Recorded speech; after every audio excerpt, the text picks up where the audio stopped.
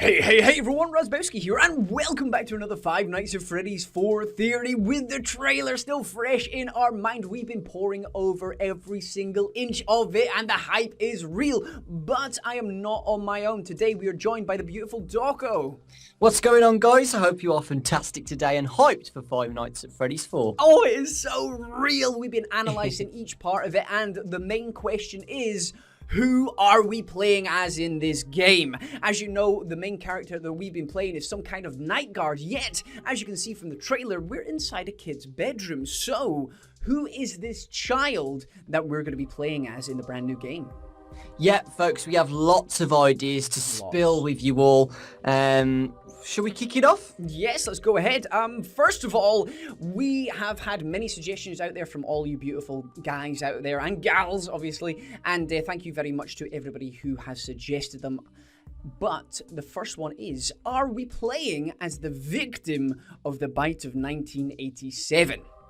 Yeah, because we always need to go back to the teasers, folks. Scott has always hinted about 87. Was it me? Was it me? Was it me? All over again. Every single teaser had it, apart from the first Freddy one, but most of them did. So he's not going to get rid of that. He wouldn't just scrap that story. Maybe he would actually, but it's to do with the bite of 87, we often tend to think. And if you're the victim of the bite of 87, your mind would play absolute tricks on you. If you remember, the frontal lobe was bitten, and a lot of people are doing research on the frontal lobe if you haven't got it, and it's where a lot of visual interpretations are. And if you haven't got that, you've lost your mind, you know. And as well with the bite of 87, sharp teeth, horrifying effects from being bitten in the head, obviously, by these animatronics. So yeah, definitely. You would, if hopefully none of you out there have had a serious accident or a traumatic experience, but if you have witnessed something, which we'll come on to later on,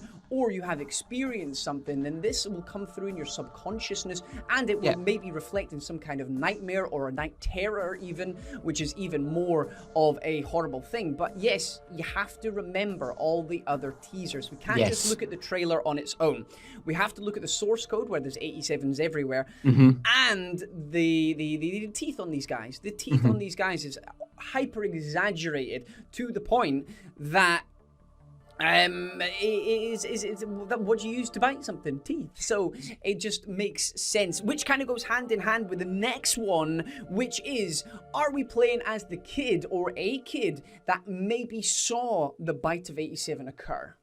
Yeah, it's basically the same as being, well, not really being bitten by the animatronics, but you're going to get the same traumatic experience. You're going to witness someone's head being bitten off by an animatronic, which is insane, and you're going to have nightmares and horrible experience from that. It's a terrible event that's happened in somebody's life, and if you're a kid, as we talked about before, the kid's imagination is maybe more vivid, maybe they're remembering it slightly differently than it actually happened, and it would make sense why all of these animatronics that we've seen in the teaser images and in this picture, why they are so horrific. The guy or the child is generating these monsters because they have witnessed something absolutely horrific. It just fits in really nicely if he was either the victim of the bite of 87 or if he witnessed it. Yep, I've saw a lot of theories as well that we could be playing as a child version of the phone guy or the owner of Freddy Fazbear's Pizza or Fredbear's Diner, or the child version of Purple Guy. Yeah, there's a couple of hints.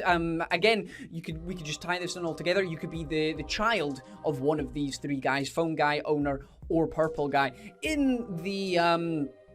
In the bedroom, we see the fan, so maybe that hints towards the owner. We have got the phone on the floor, maybe that hints towards the phone guy. And we've got the purple robot at the side of the cupboard as well, which again does this hint towards the purple man. These things are too well placed. Obviously, Scott he's referencing the previous games, and maybe he's trying to design the child's bedroom as the office, but why is there a purple robot there? It just seems a little bit on the nose. There's a purple robot there. It could be a green robot. It could be a blue robot. It could be a yellow robot.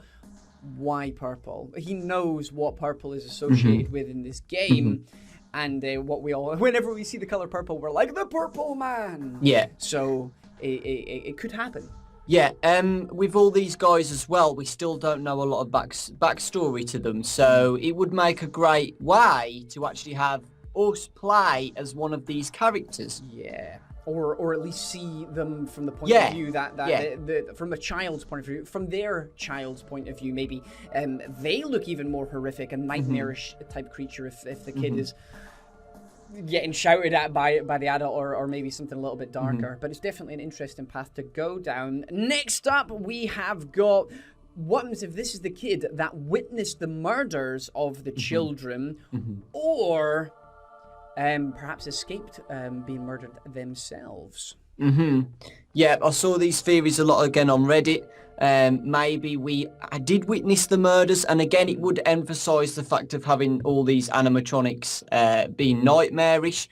Can you imagine the murderer actually killing the children in front of your own eyes, and then possibly stuffing them into the suits? You know, it would be a very traumatic experience once again, and it would never escape your mind ever. Yep, definitely. It goes back to the traumatic effect, PTSD.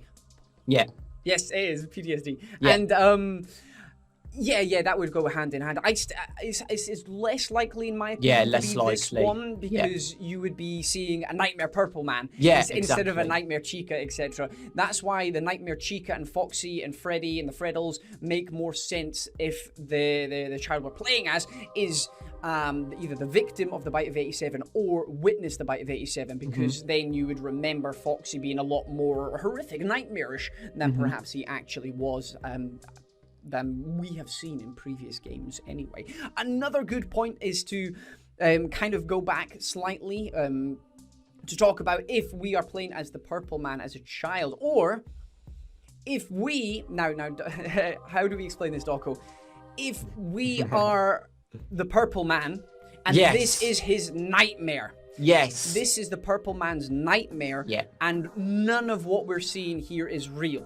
At the moment, we're expecting this all to be real, except maybe the nightmare animatronics. However, if this is all a very vivid and lucid dream of the Purple Man's, and he's imagining himself as the child, so he has gone from the hunter to the hunted. The children in the nightmare animatronics are going to get revenge on him. Yeah. If he is feeling guilty or bad, maybe he's regretting what he's done, and his subconscious is making him imagine all these terrible scenarios and putting him in the shoes of the children that he's terrorized. Yeah, that kind of goes back to the story in FNAF 3, how Purple Man possibly went back to get rid of the animatronics because he felt guilty in a way. Haunted, exactly. He was haunted by the children, and again, we do see the ghosts at the end of FNAF 3, so it does show that Purple Man has been haunted. Because he was really scared when he saw them. Yeah, very scared. So that kind of makes a lot of sense as well. I think it's more likely to be either this last one with the Purple Man's very lucid, vivid nightmares, or maybe even night terrors at this point, or the Bite of 87 victim/witness. Yeah. Do you think there's going to be some more characters in the game while we're playing? Because I've heard a lot of people say that maybe we might get a call from phone guy or something, or a message from somebody. Because I don't know. we do need an explanation how to play the game. We always have a tutorial, so maybe somebody's telling you a bedtime story. Yeah, because I remember people saying that if we could be playing as the phone guy's son or something, and he's left a message saying like, hi son, we've gone out for the night. I don't know. You know what I mean? Yeah. It's a nice, simple, easy way to do it, and it'll be it's definitely going to be interesting to see how Scott implements it. Anyway, guys, hopefully you did enjoy today's video. Please hit that like button if you did. It really, really is appreciated, and thank you very much for watching. Remember, if you have your own theories, pop them down in the comment section below, because we absolutely love reading them all. Yeah, if you're from my channel, folks, Raz's link will be in the description below. He does lots of FNAF theories and other Let's Plays as well. He's an awesome guy. And exactly the same for Dawko. Make sure you do go and check that beautiful bastard out. But either way, guys, I hope you've had fun today. Take care, folks. Bye.